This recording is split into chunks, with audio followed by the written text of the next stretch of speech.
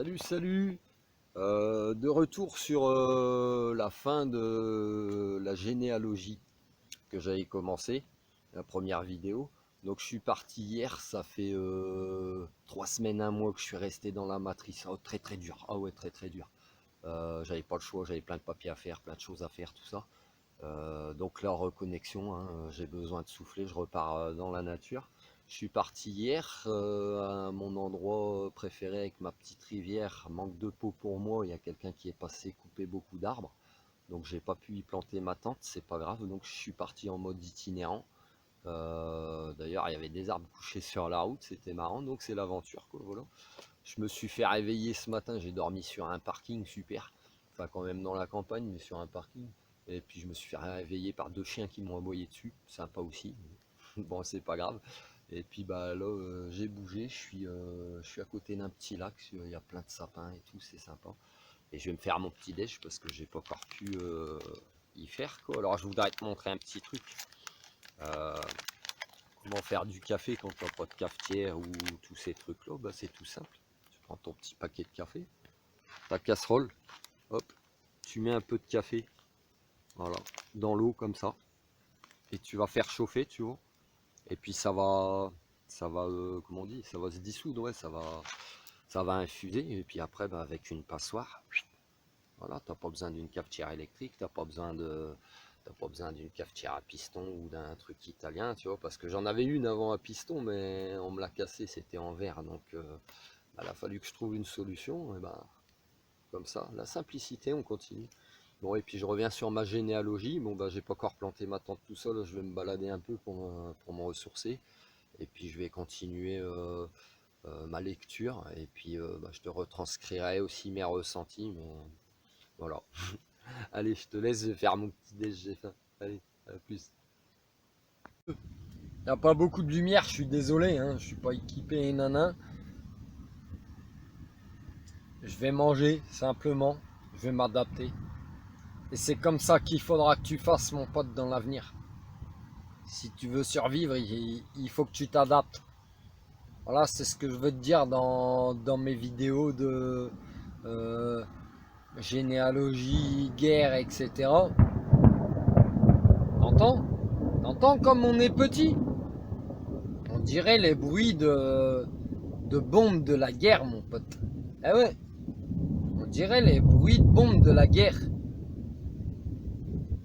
Donc je m'adapte, je te montre, tu vois. Bah, je te dis à demain maintenant. Ouais, je te dis à demain. Je vais continuer mon chemin. Là, je suis en repos aujourd'hui. Demain, je finirai de lire mes choses et je te retranscrirai mes ressentis, etc. Allez, je te laisse. Je vais manger. Puis je vais me coucher surtout. Il est pas tard, hein. Il doit être 17-18 heures, quoi. Mais l'heure est un concept, hein, inventé par l'homme. L'heure est un concept. Ok? Vas-y. Parce que c'est un coup, ça finit dans 2 heures.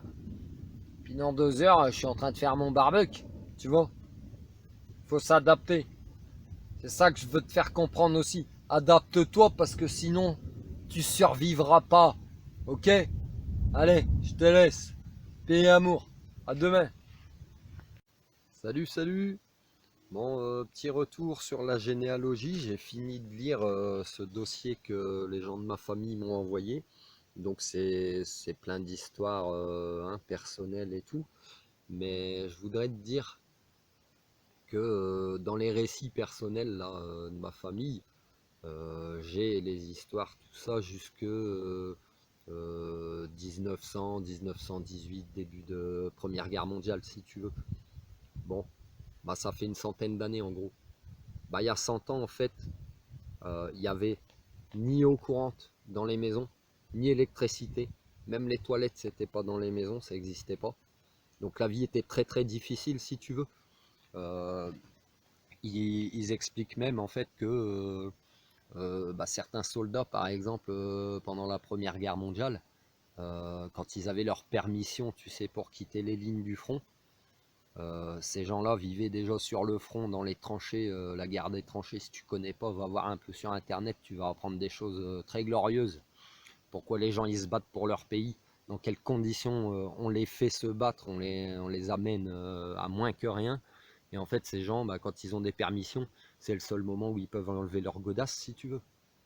Ah ouais. Ah bah, leurs pieds, t'as vu, je te dis souvent, prends soin de tes pieds si t'es SDF, mon pote. Et ben, ils devaient être sacrément amochés, quoi, les mecs. Et puis, ils avaient pas tout le confort qu'on a, c'est ça que je veux te dire. Ils avaient pas tout le confort qu'on a. Donc nous, 100 ans plus tard, on a tout. On n'est jamais content de rien. Et, et on est de plus en plus fragile. Parce que je me suis posé la question, attends, si quelqu'un qui est sur le front, dans les conditions où ils étaient, je suppose que tu n'as pas une permission toutes les semaines, tu en avais peut-être une par mois, tous les 2 mois, 3 mois, j'en sais rien. Tu dois garder tes chaussures de 3 mois à tes pieds. Donc nous, on devient de plus en plus fragile, si tu veux. Ah ouais, 100 ans plus tard, toi, tu as un petit mal de tête, tu peux pas te passer de ta petite pilule blanche pour faire passer le mal de tête.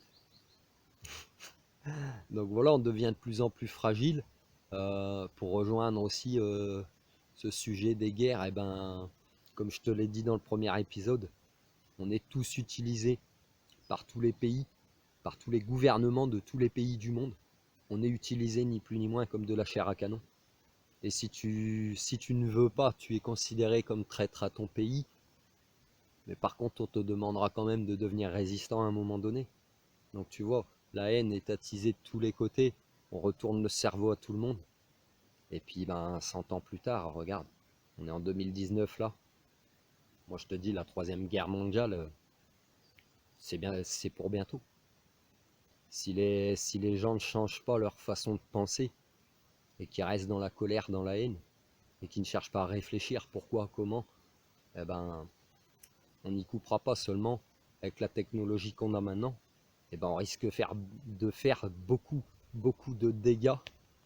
Hein. Je pense à Hiroshima aussi, Nagasaki en 1945, en août. Ah bah tiens, le 8 et 9 août, je crois. C'était, tu vois, ça fait, ouais, ça va faire quasiment 50 piges, 60 piges. Ce sera l'anniversaire là cette semaine.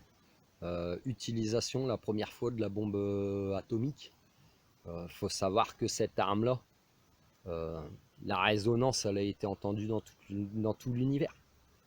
Ah ouais, dans tout l'univers. Avec tout ce qu'on a fait péter comme truc nucléaire depuis, je me demande comment ça se fait que, ou les accidents qu'il y a pu y avoir de centrales comme Tchernobyl par exemple, je me demande comment ça se fait qu'il y a encore une planète en fait. Ah, faut se poser des questions. Faut se poser des questions, donc eh ben, faut pas rester dans ces cercles de haine parce que ça continuera, tu vois. Dans 100 ans, ce sera tes petits-enfants qui seront dans le même cas, etc., etc., etc.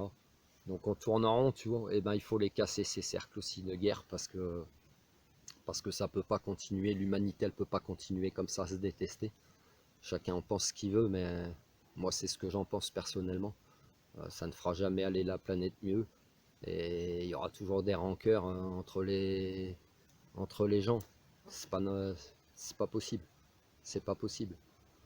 Donc, pour évoluer, il faut passer au-delà de tout ça. Ah ouais, il faut passer au-delà de tout ça. Voilà. Voilà le constat que je peux faire sur. Je t'avais dit 400 ans d'histoire, alors je t'ai pas menti, mais je n'ai pas de détails de 400 ans. Moi, les seuls détails que j'ai, l'histoire de ma famille ne remonte qu'à 100 ans, si tu veux. C'est la généalogie vraiment, les gens de ma famille, où on a pu remonter jusqu'à 1648. Donc oui, ça fait quasiment 400 ans. Ok, donc ta famille vient de loin, comme la mienne. Hein. T'es pas arrivé par une cigogne ou dans un chou. Si tu as la possibilité et la chance d'avoir accès à ta généalogie, à tout ça, bah, je t'encourage à le faire parce que tu t'apercevras aussi que il y a plein de trucs. Tu es dans des schémas familiaux sans même le savoir. Tu es dans des schémas familiaux. Tu es dans des trucs ce qu'on appelle transgénérationnels. Tu reproduis des choses sans même t'en rendre compte ou sans même le savoir. Voilà, je prends l'exemple de ce monsieur de ma famille qui s'est fait prisonnier parce qu'il est retourné chez lui chercher quelque chose qu'il avait oublié et puis les Allemands attendaient à la maison, donc il a été prisonnier. Eh ben, moi, c'est quelque chose que je refais, puisque souvent, quand je pars de chez moi, enfin de chez moi, quand je pars de là où je vis, j'oublie quelque chose. Donc, je retourne. Donc, maintenant, ben, j'y retourne plus. Une fois cassé chez moi, j'ai oublié quelque chose, tant pis, je n'y retourne plus. Pas qu'on m'attendra pour me faire prisonnier, mais c'est pour casser un schéma, quoi. Et je t'encourage vraiment, je te le souhaite vraiment aussi, parce que tu comprendras peut-être pourquoi des fois tu réfléchis, tu vas agir par impulsion, par coup de tête comme ça, et ben ça te vient de tes ancêtres, mon pote. Ah ouais, ça te vient de tes ancêtres. Et tu t'en rends même pas compte en fait. Donc cherche, gratte, fouille. Tu vois, c'est comme ça que nous, les médiums, on arrive à débloquer les gens. C'est parce que euh, on va chercher très loin les choses pour débloquer les gens. Parce que souvent, bah, par exemple, tu vas t'apercevoir que si tu fumes ou si tu picoles depuis que tu es très jeune, bah, c'est peut-être parce qu'il y a des choses qui t'ont rendu triste ou en colère très très jeune déjà. Donc cherche, fais des recherches sur toi-même surtout. Sur toi-même, sur ta famille, tu comprendras beaucoup de choses. Voilà. Et puis bah, pour ce qui est du reste des gouvernements qui utilisent les gens, on le voit bien, c'est en train d'évoluer. Les gens, ils ouvrent leurs yeux hein, avec les gilets jaunes, acte 38. D'ailleurs, je me demande jusqu'à combien d'actes ils vont aller. Voilà. Ça montre aussi bien que les gouvernements, ils en ont un petit peu rien à faire de ce qu'on pense, quoi. Il faut qu'on fasse comme eux on dit, comme eux ils disent. Mais c'est pas ça la liberté. C'est pas ça la liberté. Enfin, je te laisse méditer. Et amour. Ouais, je t'ai présenté dans ma première vidéo généalogie, je t'ai présenté mon chien arc-en-ciel. Bon, ouais. On me classifie souvent de cinglé, fou, barjot, ce que tu veux. Moi, je préfère le terme illuminé, c'est plus lumineux, c'est plus joli. Je sais très bien que c'est un bâton, hein, mon pote arc-en-ciel. C'est juste dissuasif pour pas qu'on vienne embêter mes affaires quand je suis pas là, machin. Bah aujourd'hui, je vais te présenter mon cheval, Jolly Jumper. Voilà, mon cheval, c'est ma caisse si tu veux. Voilà, c'est ma voiture. Donc c'est mon petit 4x4 hein, que tu as déjà sûrement vu, que j'ai pas encore fini de payer. Et ouais, la banque, elle me fait encore des petits soucis avec, tu vois. Donc c'est mon petit 4x4, hein, hop, je peux aller partout avec, machin. Et puis, tout ça pour te dire quoi aussi, pour rejoindre un peu les anciens, c'est qu'avant, tu avais du matos, il tenait la route, il durait longtemps. Moi, je t'ai déjà dit, des habits que je traîne depuis 10-15 ans. Bah, pourquoi? Parce que leur première utilité, c'est de m'habiller. Donc, je vois pas l'intérêt de m'en racheter d'autres si, s'ils sont pas abîmés ou si j'en ai pas l'utilité. Et ben, ma caisse, mon cheval, c'est pareil si tu veux. Ah ouais. Donc là, ça fait 5 ans que je l'ai, qui traîne avec moi, qui bourlingue, que je l'entretiens, que je lui donne tout ce qu'il faut à manger. Quand j'étais jeune, j'avais écrit une chanson, parce que ouais, j'écrivais déjà beaucoup. J'avais écrit une chanson qui s'appelait Jolly Jumper. Enfin, je vais te donner les paroles. C'est Jolly Jumper est un cheval qui me fait peur, qui me fait mal. Ah ouais, parce qu'il me fait mal, parce que quand je passe à la pompe, il me fait mal. Je veux pas monter sur son dos, je sais pas faire de rodéo. Bah ouais, parce que tu vois, quand ton matos quand ton matos il te prend un peu la tête, bah ça te met comme ça, tu sais, ça te fait pas bien vibrer, ça te met mal quoi. Et tout ça pour dire que nos anciens eux, le peu qu'ils avaient, déjà c'était solide à l'époque.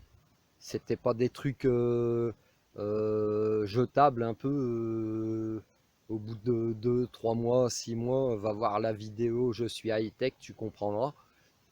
Et puis ils savaient entretenir leurs choses pour les faire durer. Donc moi Jolly Jumper c'est mon 4x4, c'est mon cheval, donc je l'entretiens depuis toutes ces années parce que malgré que je ne l'ai pas acheté neuf, je l'ai acheté d'occasion, Et ben, à peine d'occasion, au bout de 6 mois, j'avais déjà des galères dessus, mon pote. Ouais, t'as vu, super, ils sont sympas, les gens. Ils te vendent des trucs, vous inquiétez pas, vous êtes un client.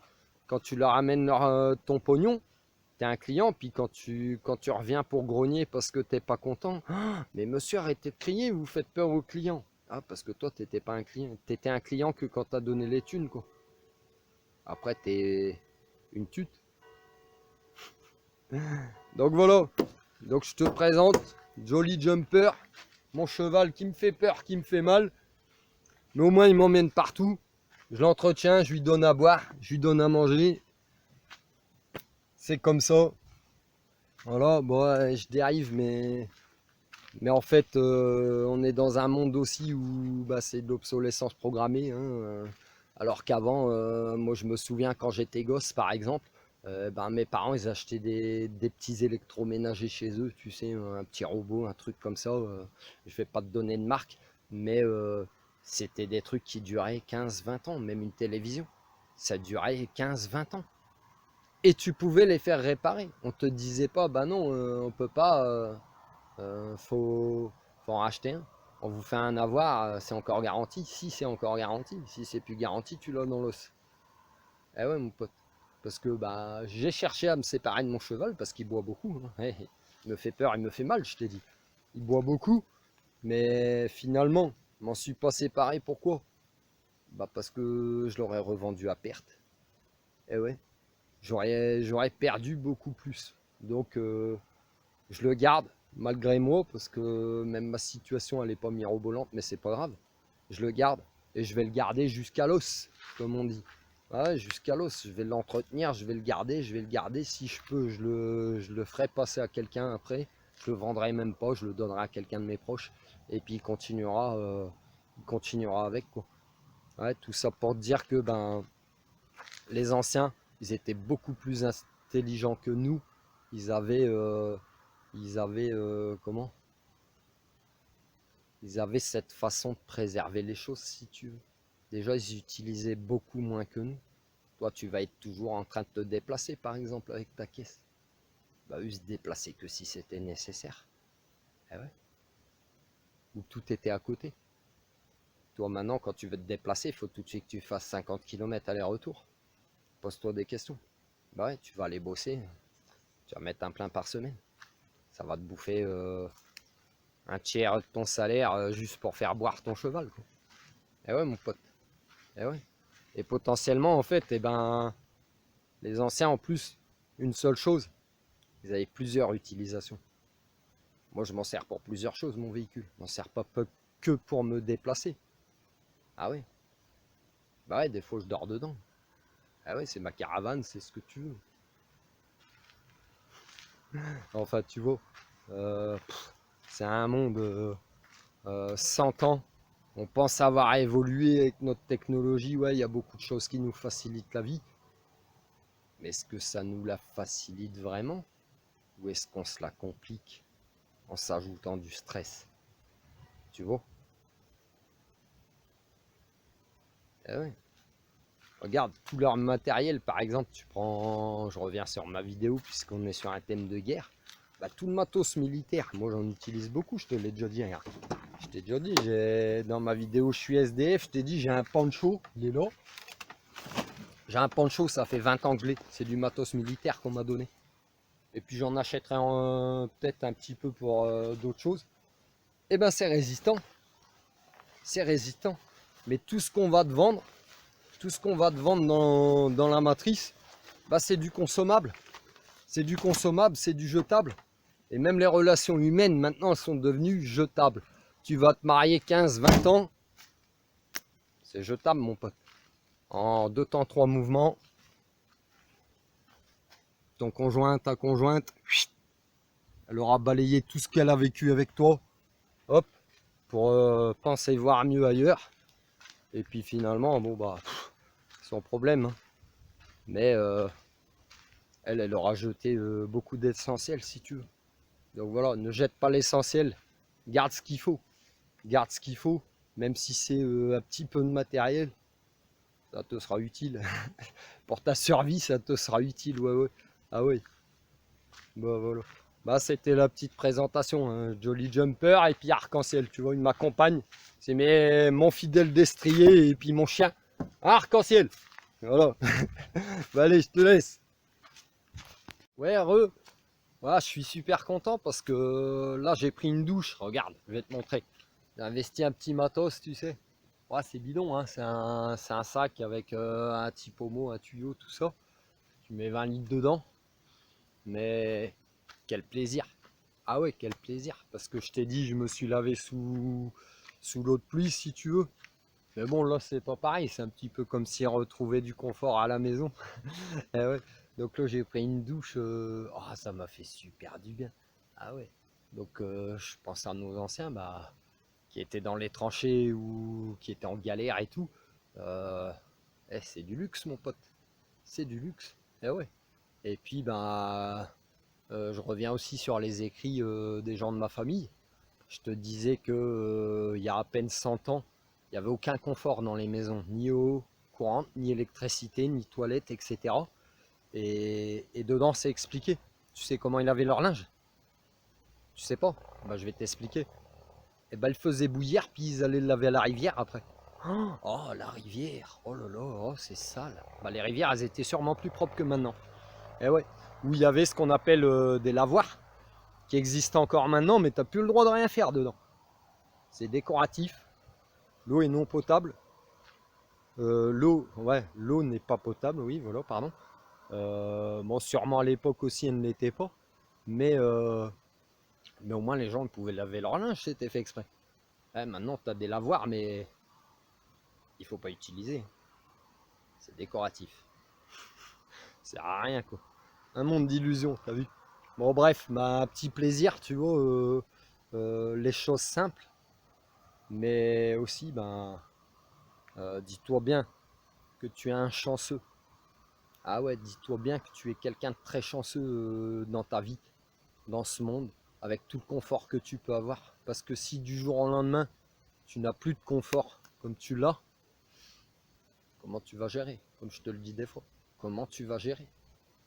Eh bah, apprends à faire dans la simplicité, tu verras que euh, le bonheur, il est démultiplié même dans la simplicité si tu veux. Ah là, j'ai pris une douche en dehors de celle que j'ai pris sous la pluie. Ah bah là, ça a été un luxe quoi. Un luxe et heureux, je rigolais tout seul. Bah voilà, bah, je te laisse, allez, je continue le chemin. Ouais, heureux. Bon, fin de mon bivouac sur la généalogie, guerre et mode survie. J'ai terminé de lire, hein, comme je t'avais dit. Euh, Si tu as l'occasion, je te le souhaite vraiment. Parce qu'en fait, eh ben, tu t'apercevras que ça règle aussi certaines choses en toi. Que tu savais peut-être pas d'où venaient certains soucis, etc. etc. Ou d'autres choses même. Et puis, en fait, on a tous besoin de savoir d'où on vient, si tu veux. Bah ouais, ça, ça te recadre. Tu comprends? Bah, je te laisse méditer, allez. Et amour.